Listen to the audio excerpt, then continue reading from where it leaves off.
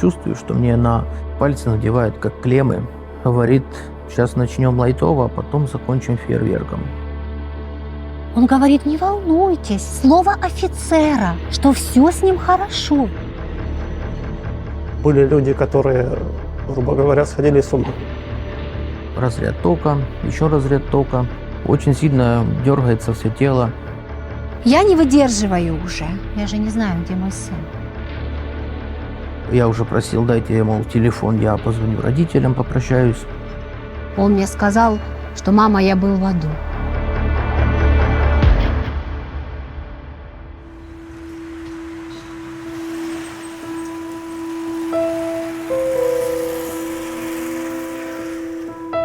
Меня зовут Махно Анна. Я проживаю в Полтавской области, работаю в школе учительницей. Моего сына Попова Леонида 2000 года рождения похитили в городе Мелитополь. Перед началом войны сын Анны, Леонид, гостил в Мелитополе у отца. Я слышу страшную новость, что начинается война. Я звоню Лене, говорю, Ленечка, садись в автобус, еще тогда ходил автобус, едь домой. В городе были и перестрелки, и взрывы. А он мне говорит, мама, как я могу уезжать из родного города, когда здесь такое происходит?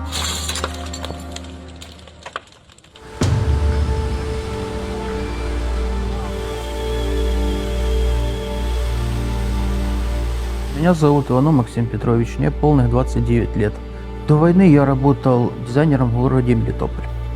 Российские военные появились в городе 25 числа утром. Люди им грубили, посылали. Уходите отсюда, уходите! Флаги выставляли с домов, с балконов. Ну, то есть каждый показывал позицию как мог. Едина Украина! Ну, они не шли на конфликт, а сторонились гражданского населения. Их отношение начало меняться, когда у них уже полностью укоренились в городе, создали свои комендатуры, пыточные и прочие полицейские участки.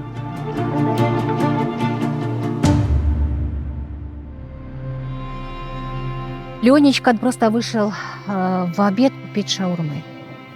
Его и еще молодых ребят бросили в какой-то микроавтобус и увезли в комендатуру. Пьяные кадыровцы его привязывали к стене 3 суток. Его там пытали. Он даже не понял, что они от него хотели и что это было. И забрали паспорт. Сказали, приходи и делай русский. И просто отпустили. И он мне не рассказывал.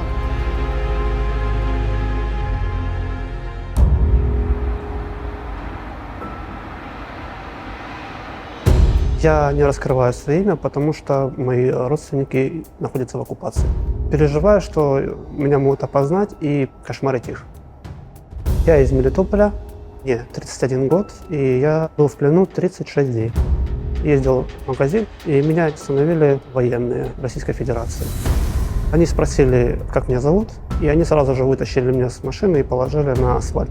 Потом один довел меня домой. Обыск уже и шел.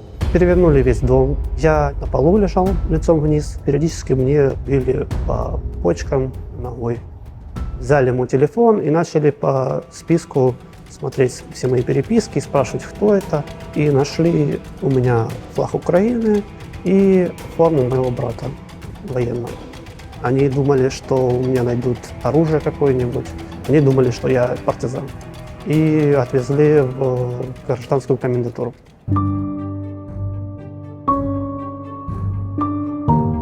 Мы с девушкой вышли расклеивать листовки поздравления к Дню независимости Украины. Я не удалил чат-бот, где я скидывал все координаты передвижения живой силы и места дислокации военной техники в Мелитополе и его околицах. Это очень небезопасно, но нам было приятно, потому что мы знали, что мы делаем правильное дело. Расклеили мы листовку, сели перекурить на лавочке. Подъезжает полицейская машина и подходят к нам целенаправленно, вещи к осмотру, наручники на руки. Девушку в салон посадили, меня закинули в багажник, повезли на улицу Чернышевского. где у них уже тогда открылось отделение их так называемой полиции. Спустя год после первого похищения Леонид снова пропал в Мелитополе. Его отец обратился в полицию. Какой-то следователь вышел. Папа Лене показал же фотографию, вот пропал сын. Он говорит, мы его знаем. Скорее всего, его могли забрать военные, и это называется проверка. Такая процедура. Его поддержат 2 недельки, все хорошо, вы не переживайте, все цивилизовано. Это их любимое слово, все цивилизовано. Проходит 2 недели, никто не отпускает, ничего не известно, где Леня. Привезли нас на допрос, они говорят, мол, ну рассказывай. Если все честно рассказываешь, то, возможно, мы поспособствуем, и вы сегодня выйдете, пойдете домой. Я рассказал, все как есть. Потом говорят мне, сейчас придут еще 2, ты расскажешь им то же самое, и считай, вы на свободе. Заходят 2, я также отвечаю честно. Он вскакивает, отбрасывает стол и начинает меня избивать берцами по ребрам, кулаками по лицу. Где-то минут 15-20 он точно это делал. Меня вызвали первый раз на допрос где-то в полночь, и там сидел ФСБшник. Его позывной был «Алтай». Начал расспрашивать, опять же, про партизанов, про оружие. Я ему, конечно же, отвечал, что я не знаю, где это все находится. Он мне твердил все время, что ты мне врешь, что ты мне врешь. В следующий раз меня вызвали на допрос и отвели в кабинет начальника комендатуры. И он сразу с прохода начал мне бить солнечное сплетение. Потом он достал нож, нагнулся надо мной и сказал, если ты в следующий раз нормально с Алтаем не поговоришь, то мы тебе отрежем яйца. На утро мне мешок на голову, руки в хомуты пластиковые и в машину. И везут, как мне уже потом сказали, это был мост под Новым Мелитополем. Привозят меня туда, там большой просторный двор. Они меня начинают просто все избивать арматурами металлическими, деревянными какими-то палками по ребрам, по спине. Мощно избивали, я уже терял сознание. Я уже просил, дайте, мол, телефон, я позвоню родителям, попрощаюсь. На что мне был ответ, мол, перебьешься, так сдохнешь, и никто не узнает. В 17 лет Леониду поставили диагноз шизофрения и назначили лечение, благодаря которому наступила ремиссия. Но врачи предупредили, что сильный стресс может резко ухудшить его состояние. Я везде высылала вот эти справки о болезни сына, что, обратите внимание, ему нужна медицинская помощь. А они мне пишут, диагноз, поставленный в Украине, в России недействительный. Я не выдерживаю уже. Обращаюсь в передачу «Шукаю тебе». Я же не знаю, где мой сын. В Мелітополі зник 22-річний Леонід Попов. После выхода этой передачи с родителями Леонида связался российский военный, который представился Львом. Отец Лёни с ним встречается, он говорит, что так и так, мы занимаемся его поисками. Он говорит, не волнуйтесь, слово офицера, что все с ним хорошо, вы не переживайте, мы его найдем. На самом деле Леонида на тот момент уже 2 месяца держали в плену в комендатуре. Анна узнала об этом от его сокамерника, которого отпустили. Человек, который там с ним был, сказал, что он в тяжелом состоянии, что сын лежит и только шепчет «кушать хочу». Я этому Льву пишу «спасите ребенка, ему нужна медицинская помощь». Отвечает на следующий день. Был у Лёни, с ним прекрасно побеседовали, да, он в комендатуре, сыт, здоров, веселый и даже шутит. Еще попросила, а вы можете, запишу голосовое, дайте ему прослушать. Вот, и чтобы его записать. Да, конечно. Мама, привет, я услышал это голосовое сообщение. Очень был тебя рад услышать, скучаю, конечно. Чуть-чуть прослезился.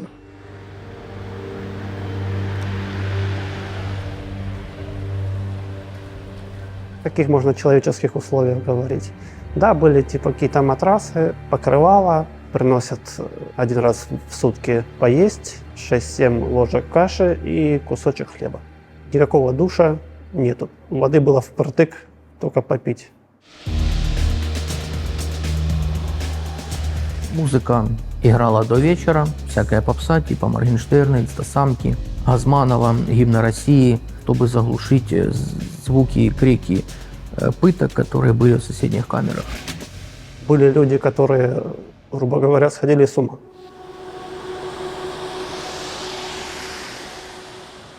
Заводят меня в камеру, говорят, садись. Чувствую, что мне на пальцы надевают как клеммы. Говорит, сейчас начнем лайтово, а потом закончим фейерверком. Разряд тока, еще разряд тока. Очень сильно дергается все тело, голос как-то искажается, сердце сильно колет, выпрыгивает. Когда я уже практически, выражаясь, отъехал, потому что уже сил не было ни кричать, ни извиваться, ни дрожать, он говорит, я тебе дам листочек А4, ручку, и ты напишешь, кого знаешь. Из полиции, из СБУ, и свою автобиографию напишешь. Завтра придумал, заберу, если не понравится, я тебе и паяльник в задницу засуну, и на бутылку посажу.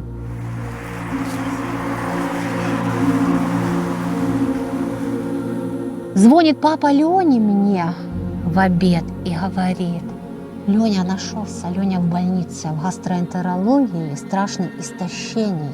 У него 40 килограмм при росте 1,95 м.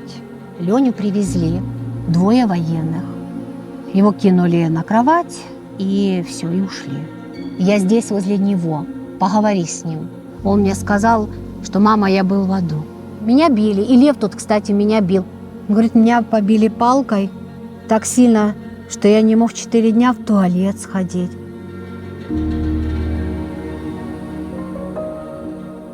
Им просто, видимо, дана была команда свыше, что вот довести до такого-то состояния. Они молча заходили, избивали и также уходили молча. Все.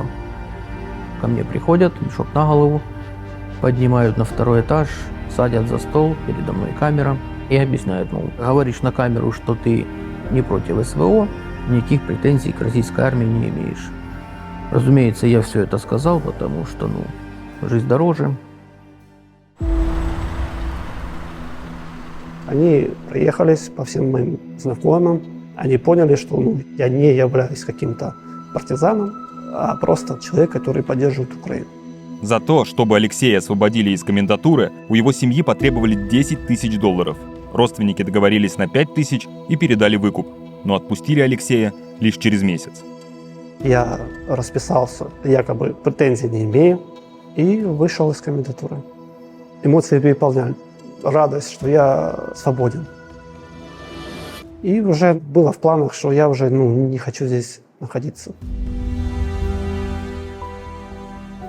Потому что много моих знакомых, друзей пошли на сотрудничество с оккупационными властями, и мне было уже противно их видеть и знать. Я считаю, что они меня предали. Я доделал свои дела домашние и выехал в Украину.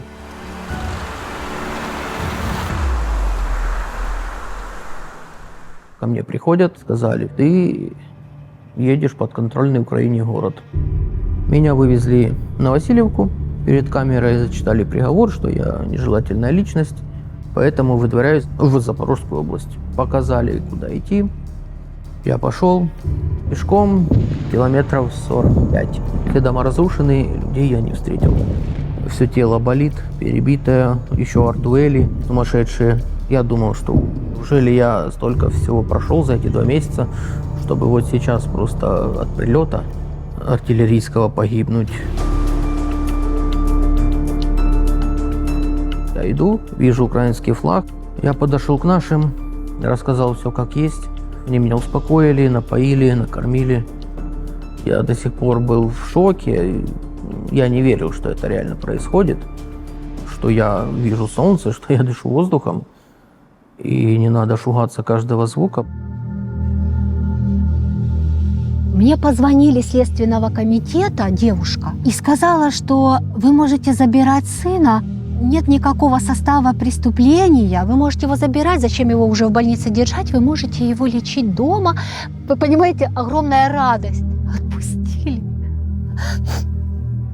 Сейчас, секундочку, сейчас. И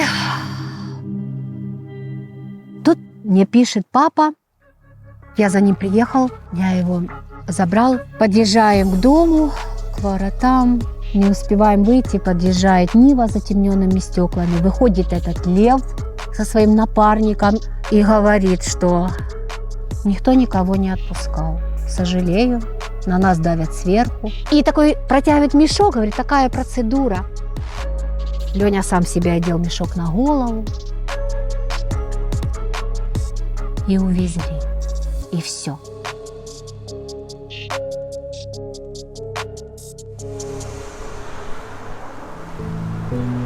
Восстанавливаюсь таблетками, уколами. Ребра до сих пор не срослись нормально. Психологически тоже очень некомфортно, потому что часто бывают сны, связанные с пленом, с всеми этими пытками, с постоянным страхом. Многие до сих пор не верят, но как это в 21 веке, пытки. Чтобы вы понимали, что через это прошел я, через это прошли сотни, тысячи парней, девушек, и, к сожалению, еще пройдут, наверное. Чем больше такой информации, такого контента может дойти до каждого россиянина, и он может это включить, посмотреть, и, может быть, что-то понять и что-то осознать.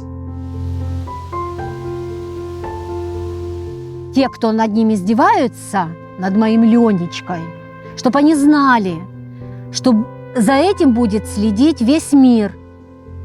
Пока буду жить, буду его вытягивать, сколько можно. Меня каждая мама поймет. Я должна его вытащить, и все.